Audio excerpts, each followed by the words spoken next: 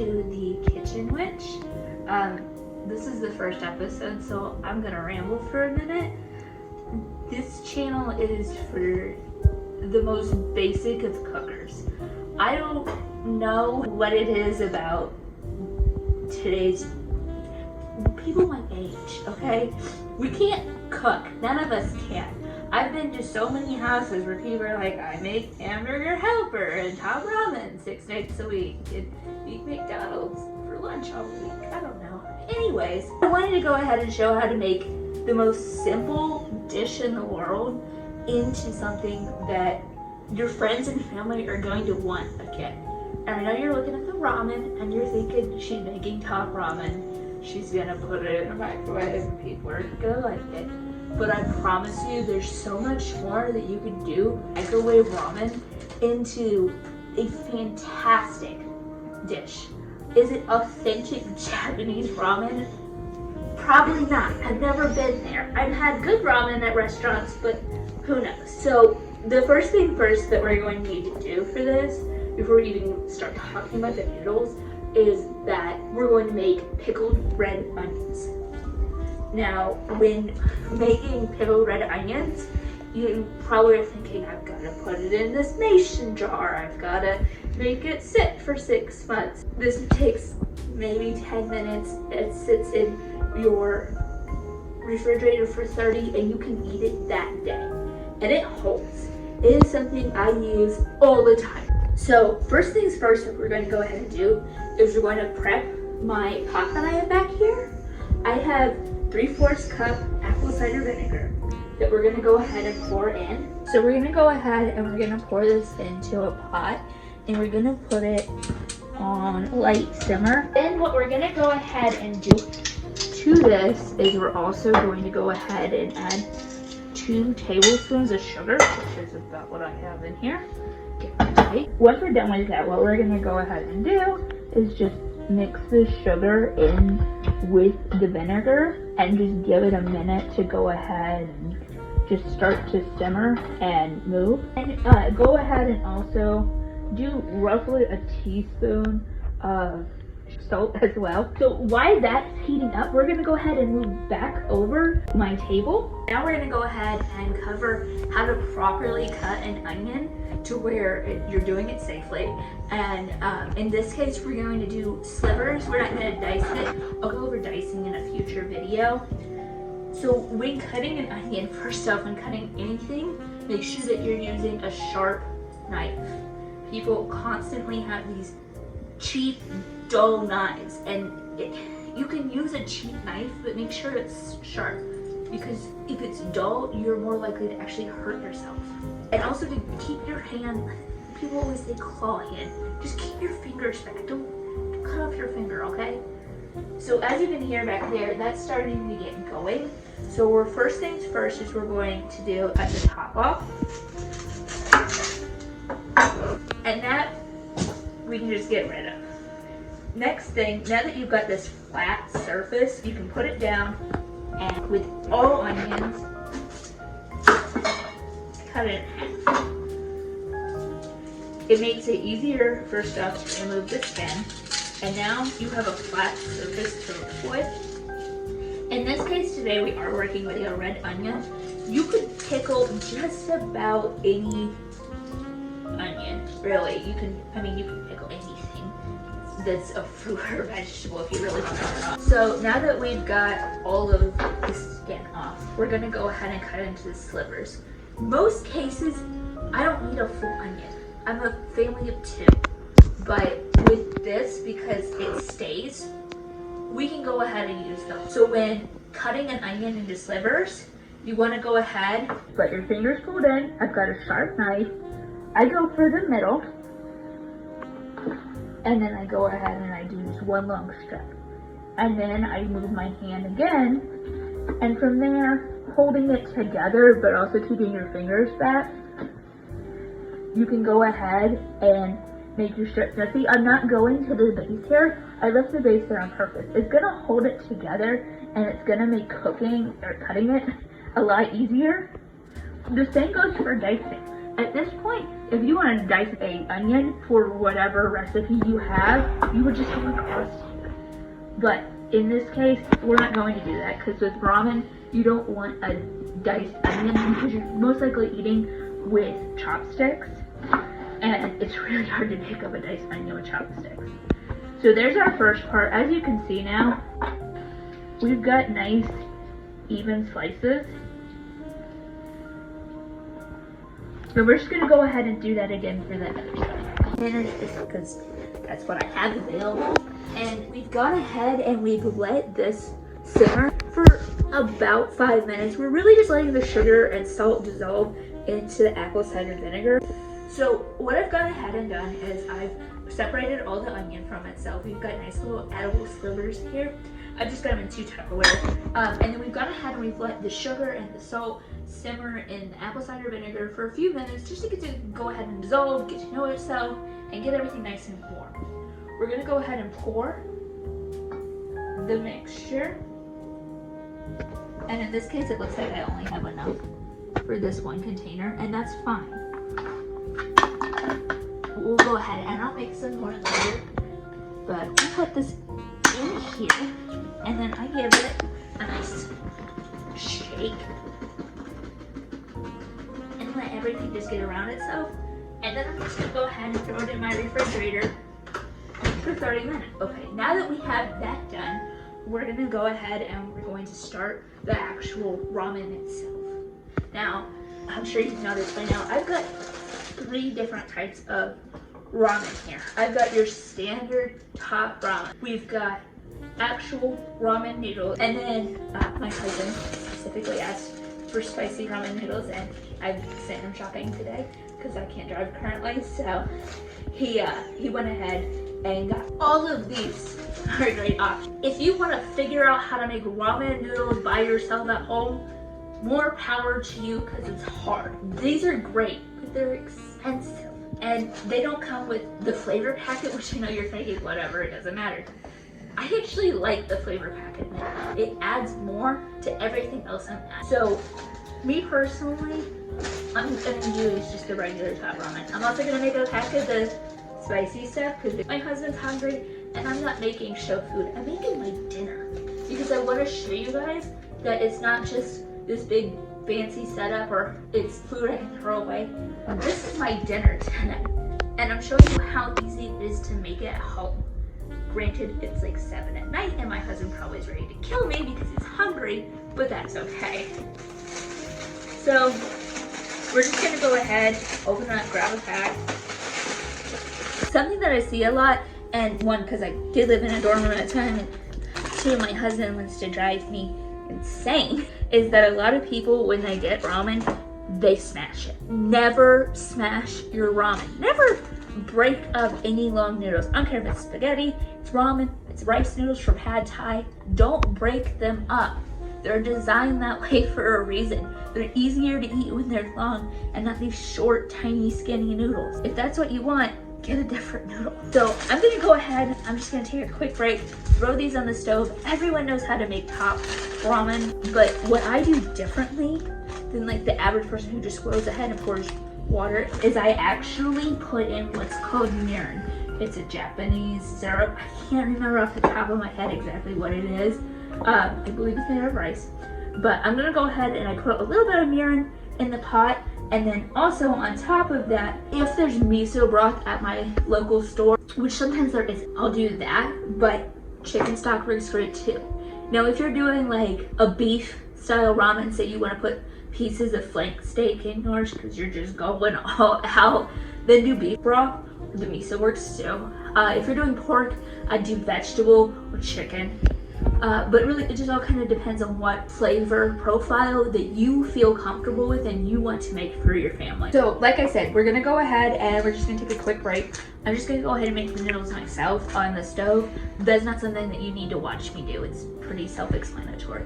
I just do equal parts the stock or miso broth to what would be water, and then I add a splash of mirin, which is made out of rice. Now that I really think about it, I will see you back here in a movie magic moment because of editing. And I've made the ramen and I've put them in the bowls. Doesn't matter what bowl you put it in, as long as you can eat it. What's really nice is now I'm gonna cut up the toppings, and this is gonna give it time to cool down, which is good. I've gone ahead and mixed the packets in already, and you don't necessarily have to do that because there is a lot of flavor already.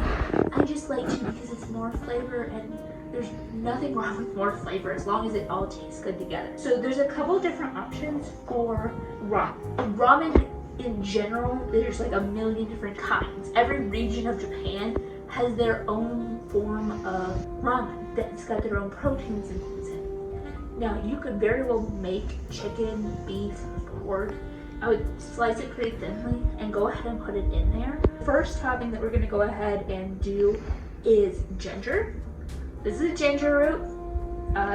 Please don't buy dried ginger, garlic powder, onion powder, unless the recipe that you're using calls for it. Fresh is always better. Now, there's no way in the world that we need this much ginger. Go ahead and break it off. Now, you can't eat the skin on this. I wouldn't recommend it. Using a standard peeler isn't necessarily gonna work. So what I have here is a spoon. It's crazy. And I'm sure if you're someone who likes to watch cooking videos, you've seen this. Using this spoon, we're gonna go ahead and peel it. Now, doing this over your cutting board like I am, probably not the best idea. Do it over your trash can, your sink. Do it over your sink, really. And it does take a second. And still, the amount of ginger I have in my hand is too much. Ginger is very strong. It is filling this room right now from me breaking off that piece and removing the skin. And I'm not gonna take off more than that because that's all we need. Ginger stores really well. You can freeze it, you can store it in your refrigerator, and it will stay for a while. So don't worry if you buy a clunk this big because it will last. Now when cutting up ginger, we're gonna go ahead and mince it. There's these big fancy ways the culinary schools and chefs on TV are gonna teach you. That's not the best way. So we're gonna use 3 fingers. We're gonna hold it close. We've got our knife again. When you're using your knife, don't hold back like here or here. You wanna hold close. You wanna even hold the blade because you want control over it. And the more control over the blade you have, the better. I'm using just your chef's knife. I'm lucky enough to have this fancy knife because, again, cooking's my passion. Any chef's knife, you can even get them in packs that come with steak knives, will work as long as it's sharp.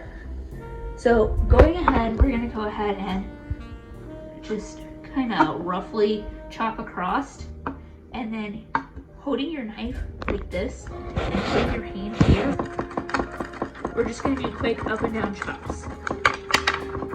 Back and forth, up and down. There's fancier ways to mince it, but at the end of the day, it's going in your food. It's not gonna matter. So next, we're gonna go ahead and do what's called a green onion. This actually isn't a green onion. A green onion's gonna have like a big round bulb to it, but this is what you're gonna see listed as a green onion in the store. You'll also hear it called a shallot. This is a shallot. You don't need this much. We only need, I cut up 2 just in case, because I know that personally I like oniony flavors, and my husband does. Now, when cutting up green onions, you're gonna go ahead and remove the little roots. And with green onions, you're gonna wanna kind of cut at an angle. This helps work it a lot better. All of this is edible. The white is really good in panned, like searing dishes. If you're making chicken or pork or something in a pan and you want to add that little flavor.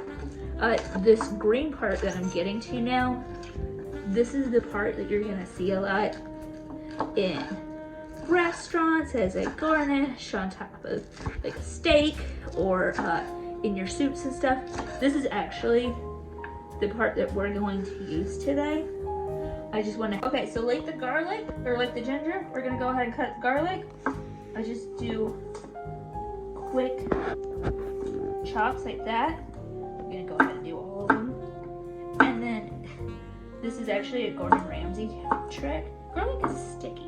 It's very sticky. It's gonna stick to your knife. It's gonna get on your hand. It's a mess. Take a little bit of salt, and you're just gonna go ahead and put it over like that.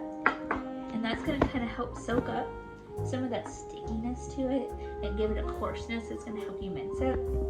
And then again, like the ginger, hand, knife, remember keep your fingers away. We're gonna go ahead and roughly chop so on. But peanuts are actually great in ramen. You don't need that much. Just a few little pieces of it. I've just got your standard salted peanuts in a jar. Peanuts are really easy to cut up. I try not to cut it up too finely. I'm a little bit bad about that. But again, like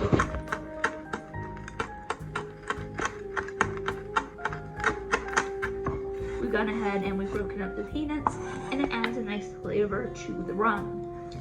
The final thing that we have to cut up is carrots. Now, like shredded carrots. Carrots are great. They're colorful. They add something to your meal. Plus, usually you can get kids to eat them. I've already pre-shredded some. This is how we're gonna go ahead and do it. Cut off the end, you don't need that. And then just roughly cut it like that. Use it holding your fingers. You're just gonna go ahead, cut it in half, cut it again, and again, and again, until it gets kind of these small parts. Like I said, I have a food processor that's got a nice fancy attachment, and I can get really shredded carrots. Take it as you will. If you want, you could even cut it into little medallions. They're easy to hold in your chopsticks. But again, that's all up to you. Now that we have most of our toppings, there's only one last thing, an egg. Everyone knows ramen has an egg. It's the most famous thing. If you watch anime, you've seen ramen with an egg. Ramen eggs take 24 hours in advance roughly to make them. Soft to medium boiling an egg. These are more soft medium eggs. They're 5-minute eggs. I know a lot of people have questions about boiling an egg. Just go ahead, put a pot of water on with a splash of vinegar. It doesn't matter what vinegar, just vinegar. It's gonna break down the calcium in the shell and bring it to a boil. Put the eggs in. 4 minutes for a soft, 5 to 6 for a medium, about 8 for a hard-boiled egg. Now there's like